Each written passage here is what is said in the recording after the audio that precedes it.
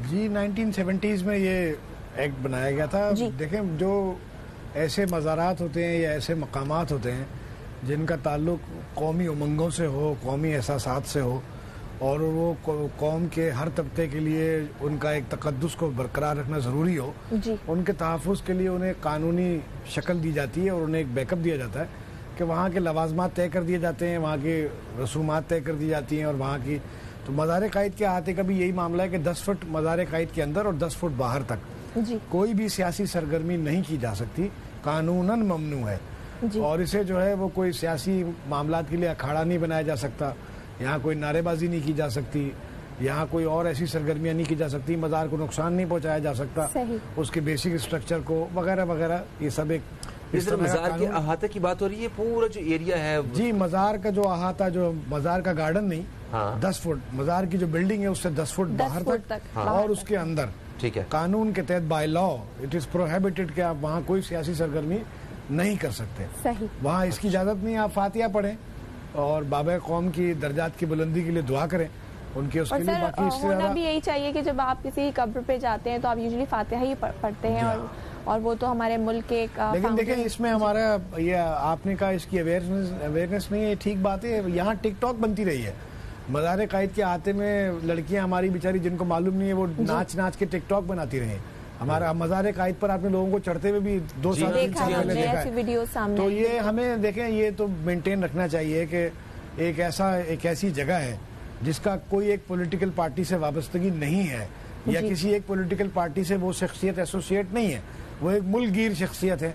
और उनके हम एहतराम को, इस बात को महसूस करते हैं कि उनके मज़ार का एक एहतराम है, वहाँ एक खामोशी होनी चाहिए, एक अदब होना चाहिए, जैसे एक बावकार शख्सियत के एक बाप का, एक घर के बड़े का होता है जी। लेकिन कैप्टन सफदर साहब ने जो हरकत की, जी वो क्या किया उन्होंने, जरा वो बताएं, और उसमें क्या ऐसा गलत था जिसकी वजह से लहक के नारे लगवाए, ठीक है। और वो खुद उन्होंने कहा कि जी मैं मराकबे में बात कर रहा था, कायदे आज़म से मराकबे में था, तो उनके आपने नारे देखें। ये मैं, अब मरियम बीबी मौजूद थी, निहाल हाशमी साहब मौजूद थे, आम कारकुन मौजूद थे। आम कारकुन को तो आप नहीं कह सकते क्योंकि वो उसके जज्बात वही होते हैं जो लीडरशिप के होते हैं, ठीक है। लीडर जैसे चलाता है वैसे चलता है। लेकिन लीडर को ये एक कॉन्शियसनेस होनी चाहिए, उसको मालूम होना चाहिए कि मैं किस जगह खड़ा हूँ और यहाँ का क्या तकाजा है, मुझे क्या करना है। वो मज़ार से बाहर जाकर नारेबाजी करते, जलसा था करते, कोई हर्ज नहीं, सभी करते, तो कोई वो नहीं है। लेकिन अब उन्होंने, अब ये तो एक वाकया हो गया, इस वाकये के साथ जुड़ी हुई और बहुत सारी बातें हैं। अच्छा, मगर इससे पहले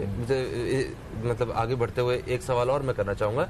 ये मज़ार क़ायद तहफ़्फ़ुज़ एक्ट की खिलाफ वर्जी जो हुई है यहाँ पे, इसके बारे में कानून क्या कहता है? कोई मतलब इसकी सजा क्या हो सकती है? इसमें 3 साल कैद है सर, 3 साल कैद हो सकती है, 3 साल कैद की सजा है और बड़ा भारी जुर्माना भी आयद हो सकता है, या दोनों सजाएं भी दी जा सकती हैं, डिपेंडिंग ऑन दी, यानी जैसी हरकत की गई है उसके रोशनी में। सेम डे रिहाई भी हो सकती है, सेम डे रिहाई, जो जमानत का कानून प्रोविजन मौजूद है, वो रिहाई उनको जमानत के कानून के तहत मिली है। वो जमानत किसी भी कानून में हो सकती है। जब ये मुकदमा चलेगा, ट्रायल होगा अदालत के रूबरू, वो फाइनल सजा तक पहुंचेगा, तब ये सजा हो सकती है। ट्रायल एक सीरियस मैटर है जी, ऑफेंस है, नोटिफाइड ऑफेंस है, और ये मतलब बाकायदा जुर्म है, कानून के तहत जुर्म है। ये कोई ऐसा नहीं है जैसे कहीं लिखा हो कि यहाँ फूल तोड़ना मना है और आपने तोड़ लिया तो उसने 1000 रुपये जुर्माना लगा दिया। ये एक ऑफेंस है। ऑफेंस उस बात को कहते हैं, उस इक़दाम को कहते हैं जो कानूनन बाय लॉ मना कर दी गई हो। क्या एक्सपेक्टेशन रख सकते हैं? जी हाँ, मुनासिब बात है। देखें, ये जो सियासी लीडर होते हैं जी, ये रहनुमा होते हैं, ये कौम का मिजाज बनाते हैं, उनकी तरबियत करते हैं जी। और सियासी सरगर्मियां तो मना नहीं है। जो मज़ार क़ायद के बाहर बागे जिना है या गार्डन है, जो खुली जगह है, वहाँ जलसे होते रहे हैं। कराची की रिवायत है, बहुत जलसे हुए हैं, हर पार्टी करती रही है, वो कोई मसला नहीं है। मसला ये कि इसकी एक लिमिट मेंटेन है कि इस जगह पे, यहाँ तक कि आप देखें मज़ार क़ायद के आसपास का एक नोटिफिकेशन है बिल्डिंग कंट्रोल अथॉरिटी का कि एक हाई राइज की भी बिल्डिंग की भी एक लिमिट है कि इसके ऊपर नहीं बनाई जाएगी। अच्छा, सियासी सरगर्मी तो मना नहीं है, वो तो कहीं भी की जा सकती है। अच्छा सर, ये बताएं कि अगर कोई पाकिस्तानी शहरी अगर उसको अवेयरनेस ना हो या उसके इल्म में ना हो कि ये एक काम जो है ये कानूनन जुर्म है और उससे वो हो जाता है, तो उसकी भी सजा उतनी ही है। बड़ी अच्छी बात की आपने। एक यूनिवर्सल मुहावरा है कानून के ना जानने के बारे में ही। अच्छा, ignorance of law is no excuse. अगर आपको किसी कानून का नहीं पता तो आपको कोई माफी नहीं है, माफी नहीं। ठीक है, आगे बढ़ते हैं। ये बताइए कि इस पूरे वाकये के बाद कैप्टन सफदर की जो गिरफ्तारी अमल में आई, फिर रहाई हमने देखी, और एक तो पूरी पाकिस्तान डेमोक्रेटिक मूवमेंट जो है, ये आपको पता है कि पीडीएम मुतहरिक है सिंध में, और जो सिंध सरकार है वो इस एहतजाज में एक पार्टी के तौर पर भी साथ मौजूद थी। अलग अलग बयानात आ रहे हैं, उनको आप किस तरह देखते हैं और क्या क्या बयानात है, जरा उन पर भी रोशनी डालिए। देखिए, ये बड़ा अहम मौजू है बात करने का, बड़ी गहरी बात है और इस पर बड़ा फिक्र करनी चाहिए कि देखें, सिंध हुकूमत फौरन डिस्टेंस हो गई। उन्होंने कैप्टन सफदर की गिरफ्तारी से लाताल्लुकी का इजहार कर दिया। जी, अब मुराद अली शाह साहब वजीर आला है, कैसे और किस कॉन्फिडेंस? जी हाँ, उनको देखिए ना, मुराद अली शाह साहब जैसा आदमी जो वजीर आला है, उन्होंने कहा जी मुझ पर दबाव था।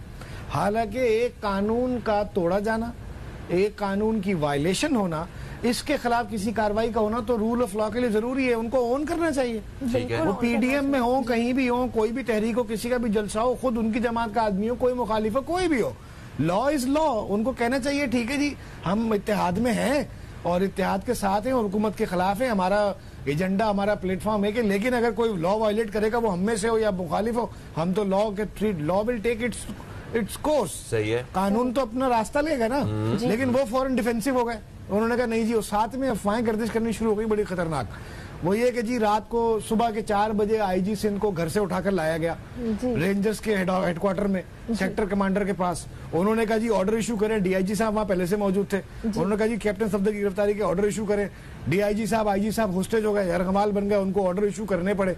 यानी फौज ने, एस्टेब्लिशमेंट ने थोड़ा सा चाबी देने के लिए जो ये काम करवाया। इनमें सदाकत कितनी है मैं नहीं जानता, इस बारे में मैंने कमेंट करने की पोजीशन में नहीं हूं। मुराद अली शाह सही बताएंगे, आईजी साहब वजाहत करेंगे या सेक्टर कमांडर साहब करेंगे।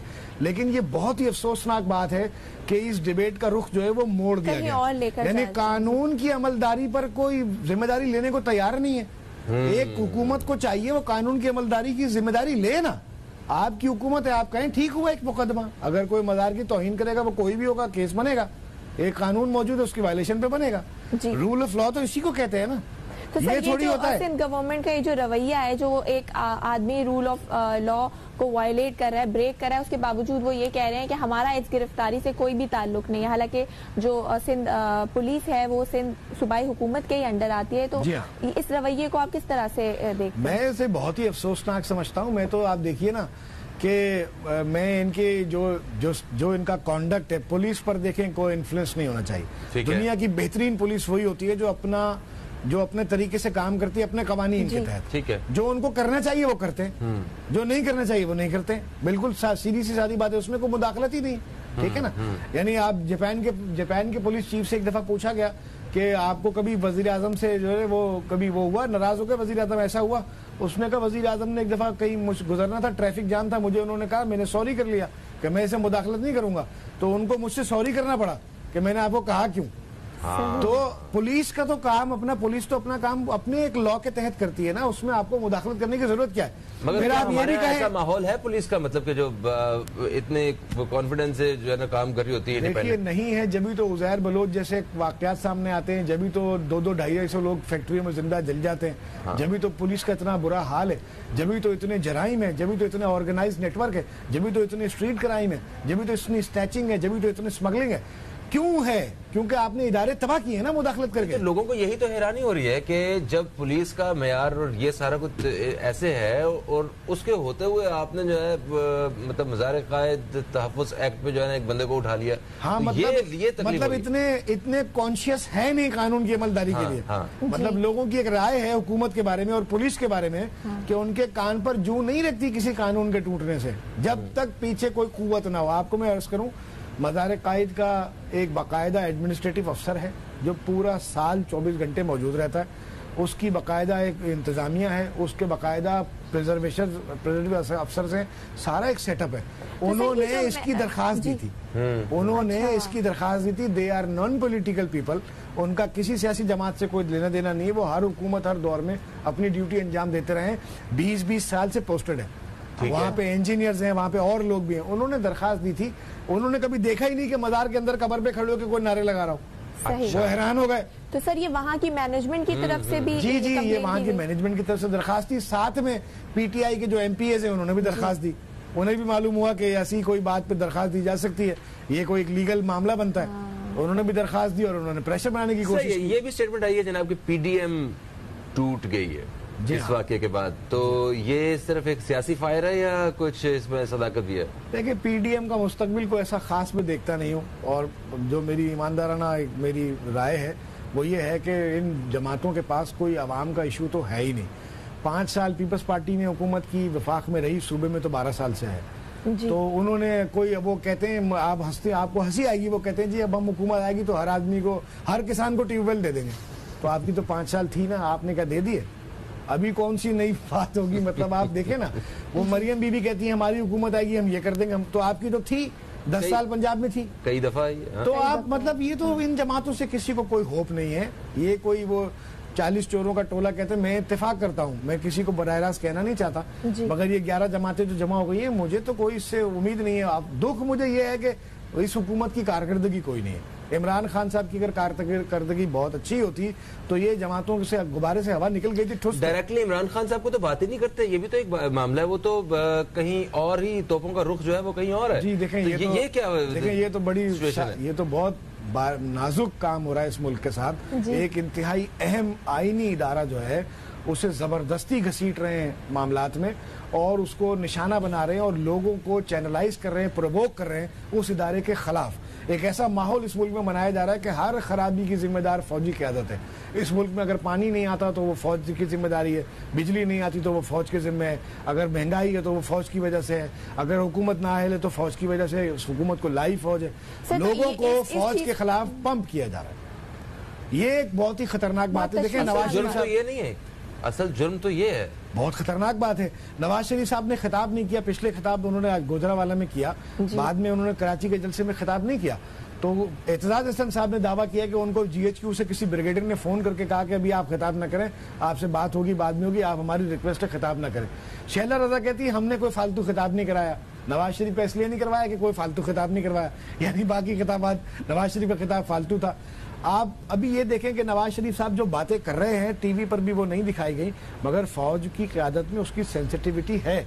इमरान खान साहब का रिएक्शन आपने देखा कैसा है। हालांकि वो खिताब इलेक्ट्रॉनिक मीडिया पर नशर नहीं हुआ, मगर इमरान खान साहब ने गुस्से से भभरे हुए कहा कि जी अब एक दूसरा इमरान खान नजर आएगा, अब मैं छोड़ूंगा नहीं, अब मैं देख लूंगा, अब मैं उनको लाऊंगा मुल्क में, अब मैं ये कर दूंगा। आप उनका गुस्सा देखें। क्या ऐसा होगा अभी? हाँ, नहीं, मैं तो नहीं समझता ऐसा कुछ होगा। मैं देखे ना, शेख रशीद की बात से मैं 100% इत्तेफाक करता हूँ कि इनको जलसे भी करने दें और इनको बाहर ही रहने दें।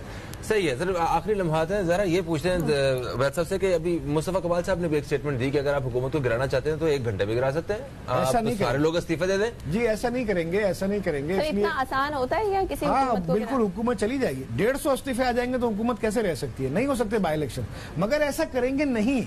अव्वल तो नून लीग अपने एमएनएस को कहेगी 84 लोगों को इस्तीफे दे दो, आधे लोग तो वैसे ही भाग जाएंगे, वो नहीं देंगे। पीपल्स पार्टी ऐसा कैसे करेगी? उनकी इख्तिदार सिंध में इख्तिदार है, वो कैसे छोड़ देंगे? ठीक है ना। तो ये तो अभी कोई, ये देखें, ये मैच चलता रहेगा, इसी तनख्वाह पे गुजारा करेंगे, इनको करना पड़ेगा, इसका कोई नतीजा निकलेगा नहीं। लोगों की बात तो होती भी नहीं है, आवाम की बात तो होती भी नहीं है। हमको ये दुआ करनी चाहिए कि हुकूमत अच्छा परफॉर्म करे ताकि ये अपोजिशन जमातों का वाबेला। बिल्कुल आपने सही कहा। बहुत बहुत शुक्रिया सैयद उबैद शाह, प्रोग्राम में तशरीफ लाए और आपने बहुत ही अहम बात हमारे साथ